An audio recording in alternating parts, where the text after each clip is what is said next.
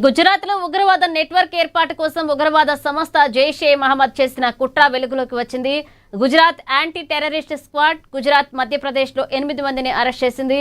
Gujarat ATS అధికారులు గుజరాత్లోని బనస్కాంత, పఠాన్, నాన్సారీతో పాటుగా పొరుగు రాష్ట్రాలైన మధ్యప్రదేశ్లోని దేవాస్ ప్రాంతంలో ఏకకాలంలో దాడులు నిర్వహించి 8 మందిని అదుపులోకి తీసుకున్నారు.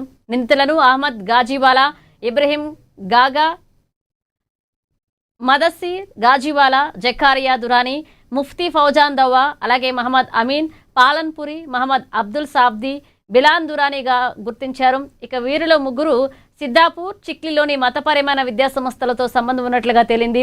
ఇక నిందితులంతా కూడా జైషే మహమ్మద్ సంస్థ తరపున యాక్టివ్గా పనిచేస్తూ గుజరాత్ వ్యాప్తంగా తమ నెట్వర్క్ను బలోపేతం చేయడానికి పనిచేస్తున్నట్లుగా అధికారులు గుర్తించారు.